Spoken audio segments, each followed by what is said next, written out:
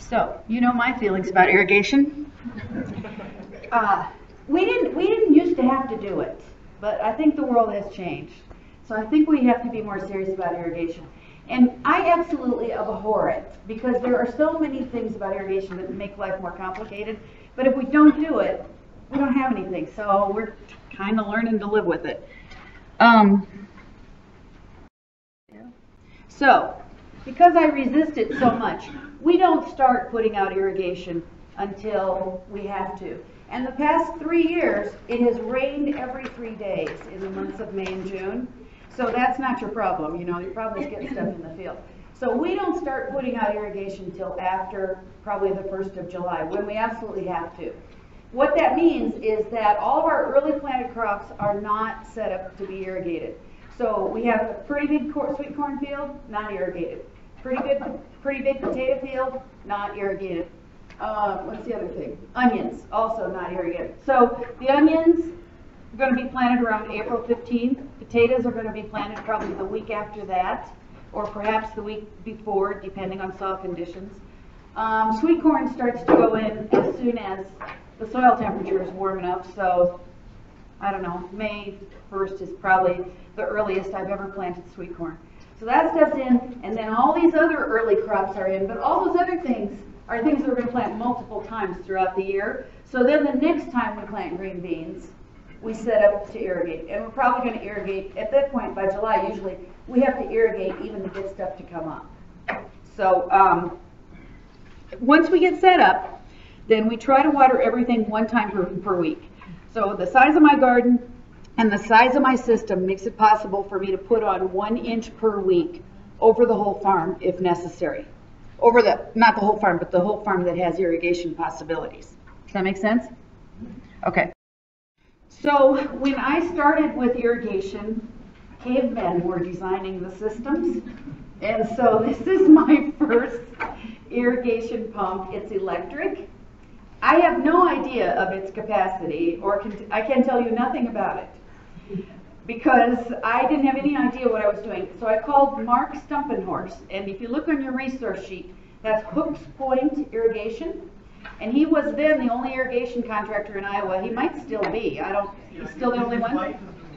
And his wife Kendra, yeah. And so he came out to the farm, and I said, here's the place I want to irrigate, and I have a pond on my farm, and I want to use pond water for irrigation. And so he set me up with an electric pump and a system that could irrigate that section. And I made the mistake on that day of saying, I will never want to irrigate anything bigger than this area right here, which was like a total lie 2 years later. It's completely different. But this was set up for that, and this worked pretty okay. And the thing I love about this electric pump is it's quiet. Well, you don't have to put fuel in it either, but it's quiet. Now, this thing about high pressure, high relative to a trash pump. So I'll tell you how I learned about the pressure thing. I'm buying another pump, and I'm having trouble getting anything to happen. So I go to a place in Cedar Rapids that sells pumps, and I say, show me what you got that I can run out and to run irrigation out in the field. They know nothing about irrigation either. So they sold me a trash pump. You know what that is? That's like when a contractor wants to empty a basement so they can get in and work later that day. It's a high volume pump, so it can suck out lots and lots of water, but it doesn't have very much pressure behind it. So I was sucking out massive amounts of water out of the pond and getting it about literally 10 feet from my garden when it ran out of pressure and the hoses would go flat. So I had to take that back. That didn't work. And so that's how I learned that you need to have high pressure, because in my case, we have several hundred, maybe 1,000 feet of line that we have to run to get out to where the gardens are. So there's a lot of friction, there's a lot of bending, there's a lot of fittings, there's a lot of stuff that's happening, reducing the pressure all the way out to the field. So we want sort of high pressure to start with. So this is my second and my third pump was of this type. This is a Honda WX15. This is a lovely pump. We had set up with 1.5 inch hose at the beginning on the electric, when we had the electric pump. We started out with 1.5 inch lines. So I bought this pump to fit the 1.5 inch lines because I already had them. That's not common. 2 inch is much more common. So if you're just starting, go with 2 inch. Everything will be easier. Derek? And you're pumping all this because you're coming out of a pond or a creek or what? A pond, yeah. I didn't put a picture of it, I forgot to put a picture. But anyway, that was $490. That little gas tank that's on it, that little black gas tank on it, holds enough gas to run 40 minutes. So, that wasn't working. So I stole a gas tank off of an old riding lawnmower and put it on a chair and rigged up a hose and bypassed that. So now it could run for 4 hours.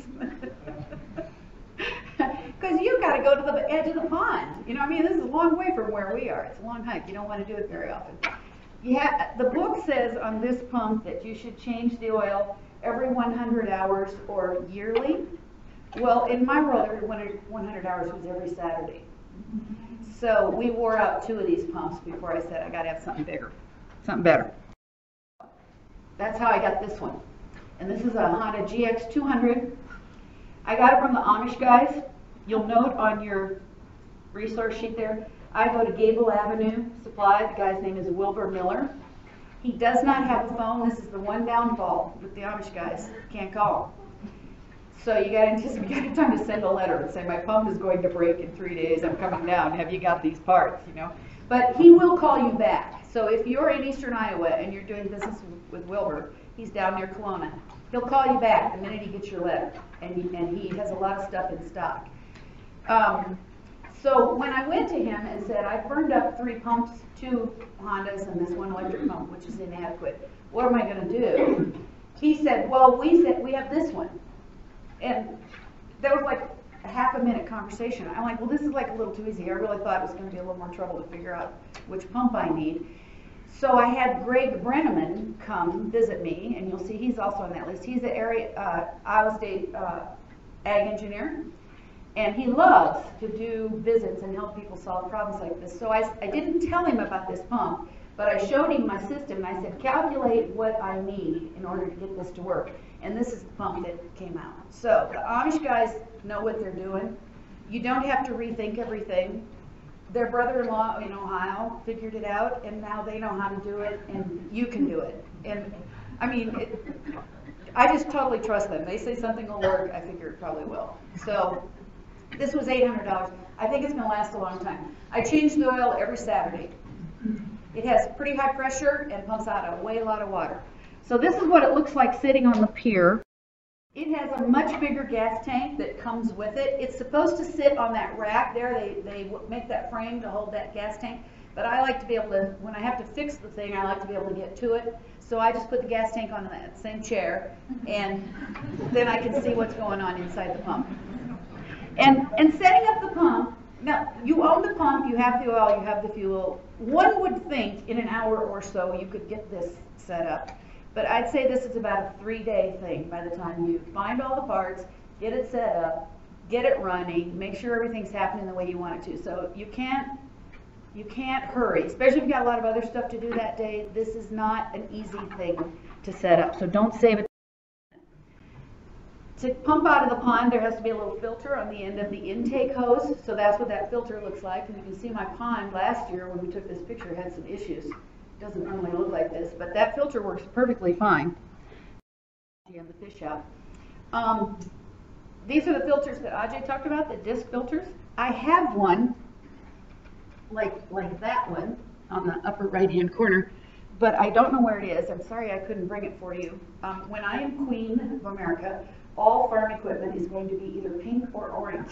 So when you drop it on the ground, someone will see it to pick it up. So I have a feeling my very important filter is laying in the weeds somewhere and will never be seen again. But anyway, I don't actually use it. I didn't use it this year pumping out of the pond, and I don't see any problems with it. I know it's supposed to be a terribly bad thing to do, but I have not used the filter for a year now. The sand filters was the option that we set up with the electric pump. So the electric pump pumped directly out of the pond, went through the sand filter. We flushed those out about every 12 hours of operation. We would back flush, and terrible black dirt and algae and organisms, and it was a good science project stuff that would come out of there. It was very interesting. But I don't use those anymore. They're still connected to the electric pump. Talkie, because it's 800 feet to the next thing that's going to happen on this line. So one kid is out 800 feet away with the walkie-talkie, and I'm at my end. it's working. Then we run up through along the bank, up the field, and then we head out towards the field. And this is about easily 400 feet to the end of this driveway here. And so this is 2-inch hose. Oh, and my gosh, here, I wanted to show you the hose. This is the, will you be my helper? Yeah. Okay, so, hang on just a second. Stand right there, be right there. I'm gonna give you time. Okay, so this is the 2-inch hose that goes out to the field. It's carrying this high volume, sort of high pressure water, but losing pressure, you know, the way. This is the connection that converts back to 1.5-inch hose. So I've still got all this 1.5-inch hose from my previous life, and I'm not going to start over with all new hose because it takes a lot of it at my place. So we just went to the hardware, bought the parts, shrunk it down to 1.5-inch, which increased the pressure again now that I squished it down into a smaller. And we head out to the field. And so this is what it looks like where we set up at the edge of the field. So the lay flat, the blue stuff is called lay flat. The water in this case is coming in from the left and heading to the right, which would be the field that we're going to irrigate. We've got a faucet so we can turn it off if we need to work on something. That black thing in the middle is the pressure regulator. You have to make sure those are going the right direction when you set it up so that the water is going the right way. And then we connect to that blue hose on the right, blue lay flat on the right, and go out to the field. So that's a pretty common way of, in my place, that's a common setup. But here's the thing. You have to have these barbs, here, you can be mine, and fixers in order to make stuff work here. So I want this whole thing to go around, kind of. Okay. And the way we do our lay flat, the way we do the system is we get water out to the field, and then we have the possibility of going 3 different directions, left, straight ahead, or to the right. So there's at the end of that hose right there, depending on the day and where we want to be, we're disconnecting it and reconnecting it to go another direction. So it's being connected and disconnected all the time. And what we have found is that we want those barbs, those connecting barbs, to be as easy as possible to get off and on.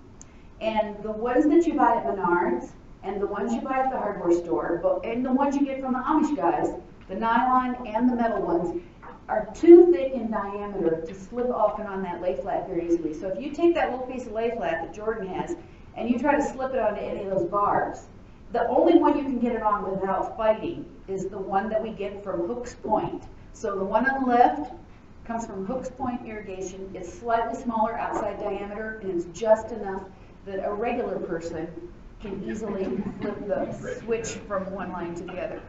I mean, they always say, well, you just use a hairdryer. Yeah, I'm 800 feet from nowhere. There's no hairdryer, you know. It's got to be a better way.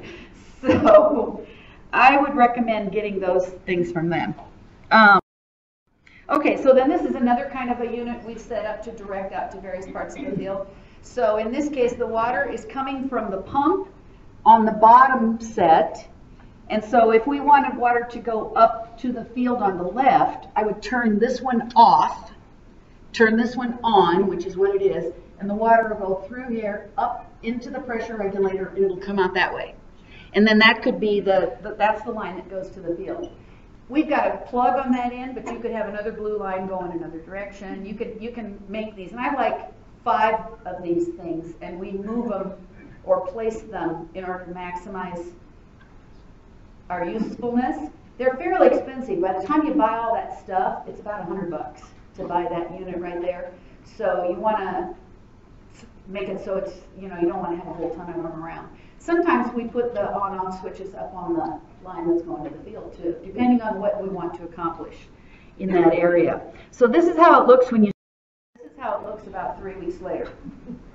And this is one of the problems with drip irrigation, because you're driving around stuff all the time, and it's $100, and they have been run over. You really don't want that to happen. So that's my first issue with irrigation that makes me crazy. It's impossible to keep the weeds down at the ends of the rows without a huge amount of work to move. So now we've got these 2 blue lines. One is the line coming from the pump, that's carrying the water, where main line where we want it, and the other blue lay flat is the one that's going to the field, and it's always facing the field. So in this case, the one on the right is the one that's going to connect the lines to the field. Here's another problem. We've now got at the edge of every field 2 lines of lay flat we have to drive over, plus we've got all these lines out in the field. And so if we're trying to do field work with a tractor, or if you're trying to mow, it's just really problematic, especially cultivating. And what we end up doing is that we disconnect each one. I'm on the tractor with the cultivator. The workers are disconnecting each one, moving it. I cultivate, they hook it back up. It's like such a huge waste of time. Time sucks, but you got to do it. We don't have the tool for poking the hole, so we use a paper punch.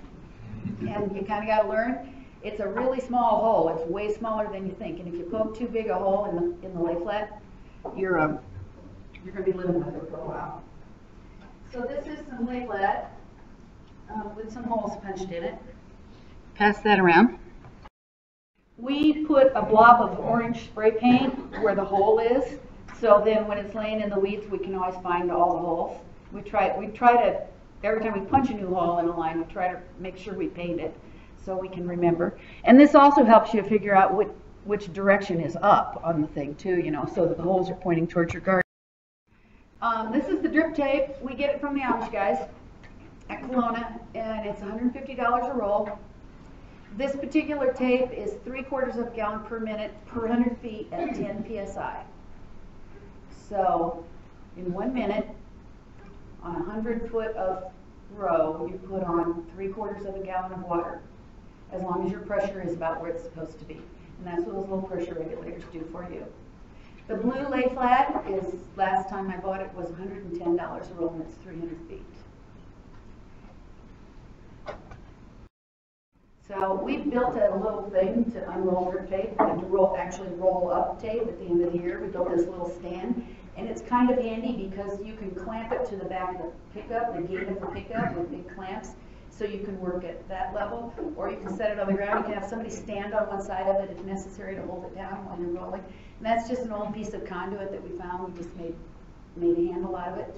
You can also take that conduit or a straight piece and put it in the 2 sides of the 3-point in the back of the tractor where the pins go in, and then you can lift it up and you can roll or unroll from the 3-point on the back of the tractor if you don't have a little stand. Or if you're going to recycle drip tape, which we do in the fall, so we start laying stuff out in July, well, by September those crops are probably not productive anymore. So we pull the tapes off of those and we recycle them by putting them into the fall crops. And when you don't have enough help, or when you don't have the tape on a roll, and you're trying to drag 300-foot, 200-foot pieces of tape around, you can't drag. It's like herding squirrels through your garden, and it's going to destroy everything it touches. So we take a bucket of water and put it at the end of the row. Every place we want to have a pivot point, we put a bucket of water, and then we make sure we walk that direction, and then that keeps the hose going in straight lines so it doesn't tear up the garden. So this is what it looks like when it's all set up. And in my case, connectors on the left, and plug with that and turn it into the off position. But those are $2 a piece. But we found these at Hooks Points. These are 10 cents a piece. Sorry. What are those called? Little things. Plugs. And we paint them with red paint. We get the package, we open it up, we lay them out, and we paint them with red paint. I think if you go in like the Farm Tech catalog, I think they're called goof plugs. Goof plugs, that's a good name.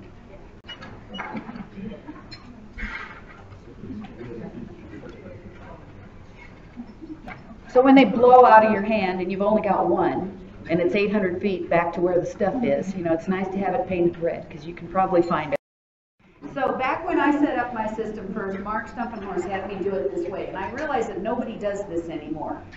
It's kind of silly, really. So we go from the blue lay flat to the black tube, which we call the tubelet. We don't know what its real name is, but we call it the tubelet, to the connector, to the T-tape. You don't need the tubelet. now. The hoses are made so that you can just, I think, right, the connector can go right into the lay flat.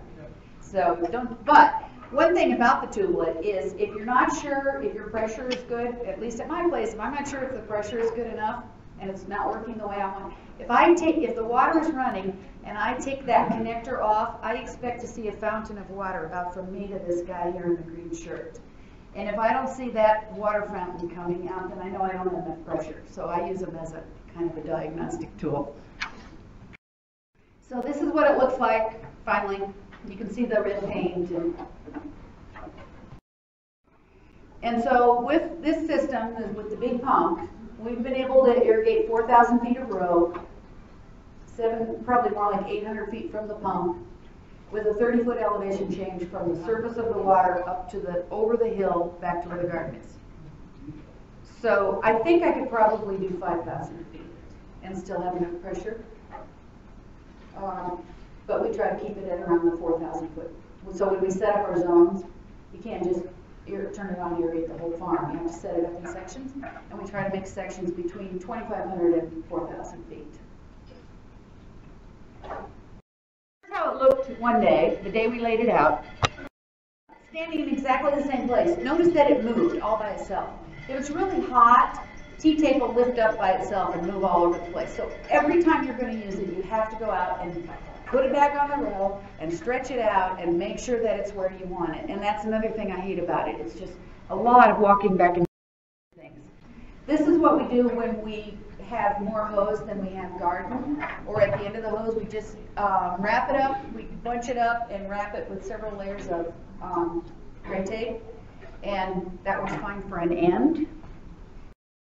Here's what happens when you turn the water on the first time. So once again, you walk the full length of the thing and you look for all the problems. You just carry a little toolkit with you, and you're going to see water squirting all over the place probably. When we water, my method is to just water until the circles meet each other, and then a little bit after that. And the way I check it is the wrong way. Ajay taught me this, by the way, the wrong way. Take a screwdriver, a 12-inch screwdriver, and stick it down in the ground at the base of the roots and pick it back up, and if it's wet down there, you did it right. So we want to make sure we get the water at least a foot down in the ground for most crops. Then the last thing to remember is to winterize. So you do not want your $800 pump sitting out there the day it's going to freeze with water in it. So you want to make sure you drain everything, pump, those rigs with all that $100 worth of stuff. Collect everything, find everything, get it all picked up and drained before you put it in. This is how it looks, how we roll up our lay flat so we can recycle it from year to year. And that lay flat's probably been used 10 times easily. So we built some kind of spools and we put them on that stand and we just roll it back up. Make sure it's drained. Pick up all the T-tape, take it to the recycling. So I jam it in the pickup one way or the other and get it to the recycling. In Cedar Rapids, you can go to City Carton. In Des Moines, you go to who? Jordan, do you know who it is? Andy uses. For now, I think it's the water sanitation out of Montezuma. Out of Montezuma? Yeah. Okay. So if you ask around, they don't want to take black plastic, at least in Cedar Rapids, but they will take. And there's my contact information if you'd like to